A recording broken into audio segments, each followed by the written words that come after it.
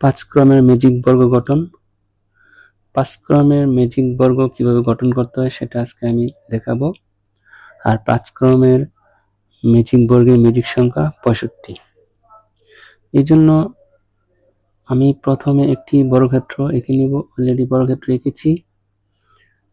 বর্গক্ষেত্র আঁকার পরে বর্গক্ষেত্রকে দৈর্ঘ্য প্রস্থ বরাবর 5 ভাগে বিভক্ত করব।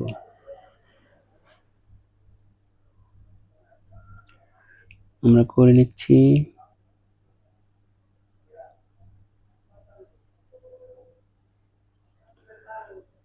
দৈর্ঘ্য প্রস্থ বরাবর আমরা যদি এটাকে 5 ভাগে বিভক্ত করি তাহলে এখানে গড় হবে 25টা। আমরা এখানে 1 থেকে 25 পর্যন্ত সংখ্যাগুলো এমনভাবে বসাবো যাতে পাশাপাশি উপনিচ এবং কোনাকুনি যোগ করলে যোগফল একই সংখ্যা আসে, অর্থাৎ যোগফল হবে 65।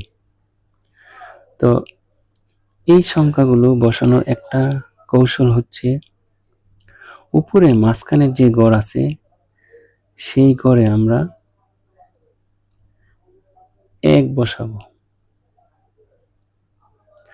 আর এই সংখ্যাগুলো আমাদেরকে কর্ণ বরাবর বা কোনাকুনি বসাতে হবে। যেমন 1-এর পরে 2 কোথায় আসবে? এখানে। আমরা একটু খেয়াল করি, এখানে কোনো গড় নাই, বাম দিকে নাই, কিন্তু নিচের দিকে গড় আছে। একদম নিচে আমরা লিখবো এখানে 2। 2-এর পরে এই গড়ে আসবে 3। 3-এর পরে এদিকে নিচের দিকে গড় নাই, কিন্তু এদিকে বাম পাশে গড় আছে। তাহলে এখানে হবে 4, এখানে হবে 5। আমরা একটা জিনিস খেয়াল করি, 5-এর পর 6 এখানে হওয়ার কথা, কিন্তু এই গড় খালি নেই। তাহলে আমাদের একটু ব্যাক করতে হবে। 5-এর নিচে আমরা লিখব 6।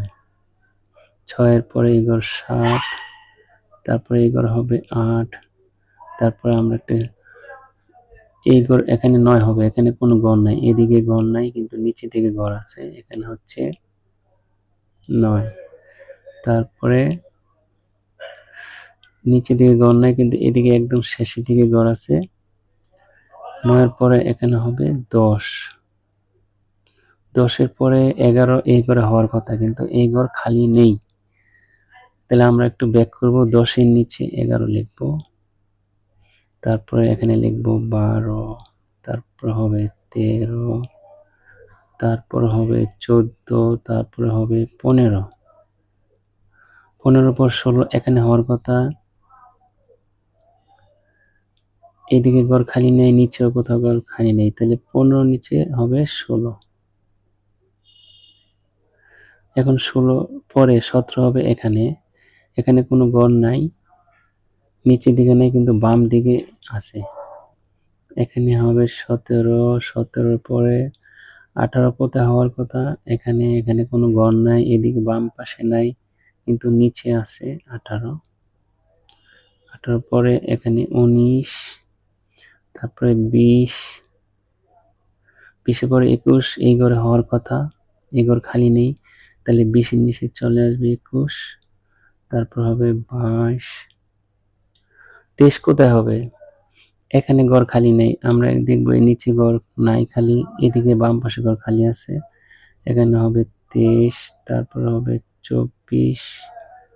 25 কোথায় হবে? এদিকে ঘর নাই, কিন্তু এদিকে নিচের দিকে একটা ঘর আছে খালি, এখানে হবে 25।